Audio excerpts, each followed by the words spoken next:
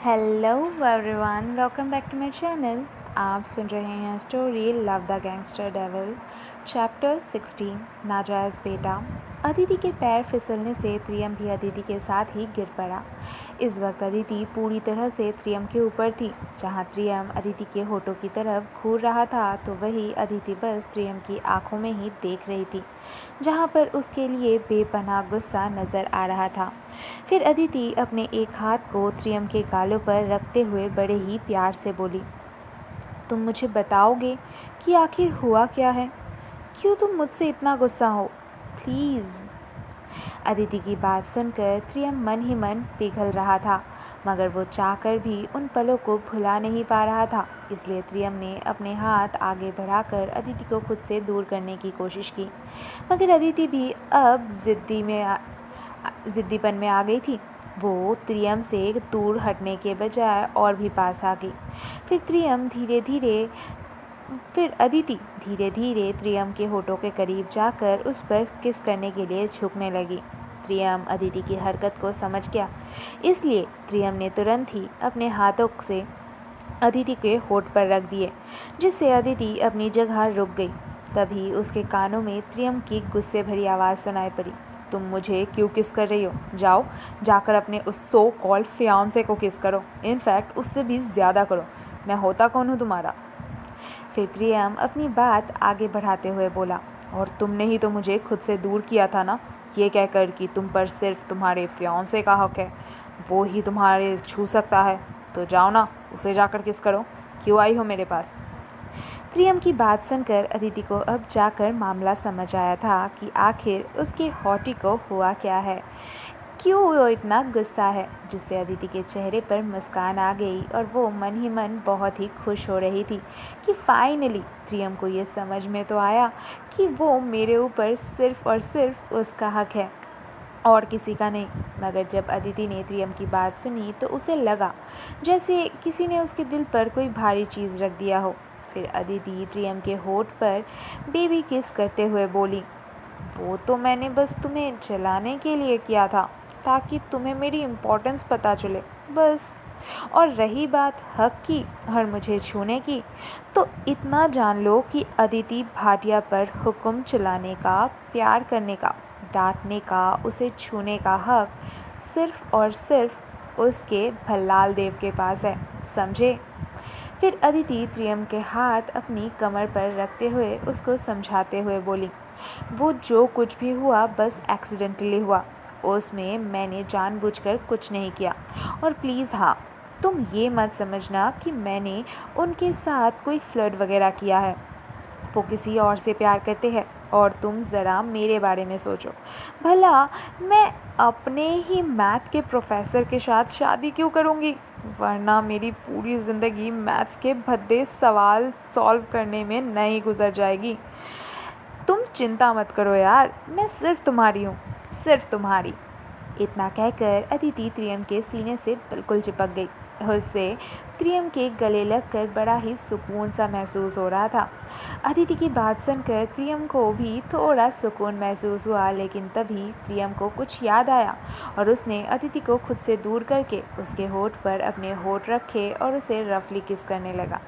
त्रियम की किस पिछली बार से अलग थी, मानो जैसे वो अदिति के होठों पर अपने होठ रखकर विनायक सर के होठों की छुअन को मिटा रहा हो। मगर अदिति को इन सब से बिल्कुल भी फर्क नहीं पड़ रहा था।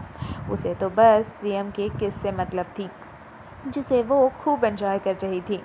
कुछ देर बाद जब त्रियम संतुष्ट हुआ, तब जाकर वो अदिति से अलग हुआ और उसे बड़े प्यार से देखने लगा, मानो अपना हक अदिति पर जमाते हुए कह रहा हो कि तुम सिर्फ मेरी हो, मैं तुम्हें उस विनायक का कभी नहीं होने दूंगा। त्रियम का यूँ खुद की तरफ इस तरह से प्यार से देखने पर पता नहीं क्यों आज शायद ज़िंदगी में पहली बार अदिति को शर्म आ रही थी।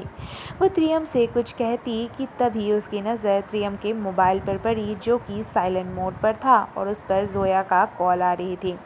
ये देखकर अदिति के हाथ जो त्रियम को छूने के लिए आगे बढ़ रहे थे, वो अपने आप ही रुक गए। अदिति के हाथों की मुट्ठियाँ आपस में कस गई। त्रियम अदिति के चेहरे पर आए बनते बिगड़ते भावों को पढ़ने की कोशिश कर रहा था, लेकिन जब त्रियम ने अदिति के कठोर नज़रों का पीछा किया तो पाया अदिति उसके मोबाइल को ही घूर रही थी, जिसका स्क्रीन चकनाचूर थी, मगर मोबाइल की कंडीशन अच्छी क्वालिटी का होने के कारण उस पर जोया का नाम फ्लैश हो रहा था। ये देखकर त्रियम ने तुरंत ही अपने फ़ोन स्विच ऑफ कर दिया ताकि उन दोनों के स्पेशल मोमेंट कहीं ख़राब ना हो सके। अदिति फिर त्रियम की तरह गहरी सांस लेकर उसको देखते हुए बोली, क्या तुम इस एंगेजमेंट को करने से मना नहीं कर सकते? त्रियम अदिति को समझाते हुए, देखो मैं अभी ऐसा कुछ नहीं कर सकता, मुझे मेरे डैड को कोई सॉलिड रीज़न बताना होगा। त्रियम की बात सुनकर अदिति चिढ़ते हुए बोली, ओह अच्छा, तो तुम क्या चाहते हो कि मैं किसी और आदमी के साथ एंगेजमेंट कर लूँ?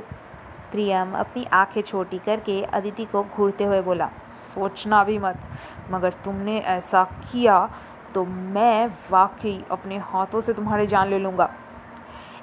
अदिति हार मानते हुए त्रियम से बोली, ठीक है, अब तुम ही बताओ मैं क्या करूँ? अदिति की बात सुनकर त्रियम ने अदिति के कान में कुछ ऐसा कहा जिससे कि अदिति खुशी का कोई ठिकाना ही नहीं रहा। फिर अदिति त्रियम के गालों पर ज़ोर से किस करते हुए बोली, अरे वाह, I love you so much.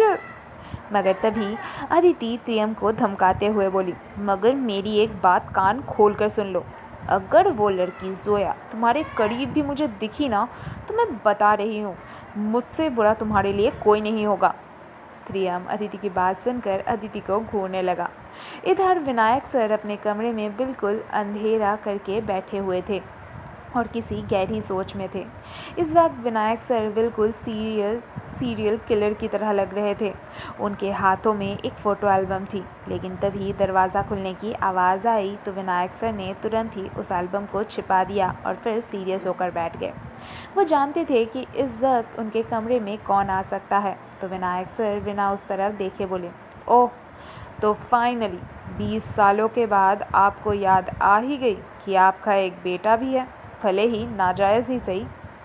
माया जी ज़ोर से विनायक सर को पर चिल्लाते हुए गुस्से से बोली, विनायक, हद में रहो अपनी, भूलो मत तुम अपनी माँ से बात कर रहे हो।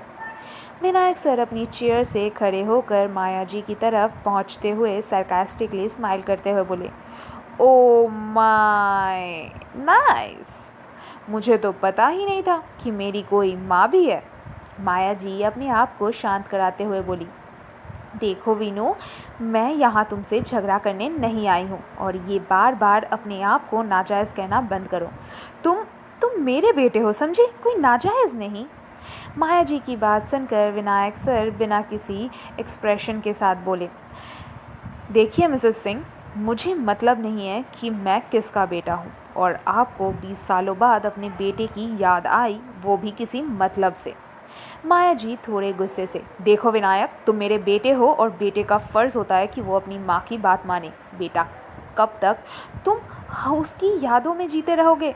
भूलो मत, मर चुकी है, अब वो वापस नहीं आएगी, इसलिए बेहतर यही होगा तुम आगे बढ़ो। विनायक सर अपनी माँ की बात को सुनकर खून खौल चुका था। वो गुस्से से माया जी पर चिल्लाते हुए ज़ोर से बोले, वो मरी नहीं है, मेरा दिल कहता है वो जिंदा है, वो मर ही नहीं सकती, मैं नहीं मानता, आप झूठे हो, झूठ बोल रहे हो आप।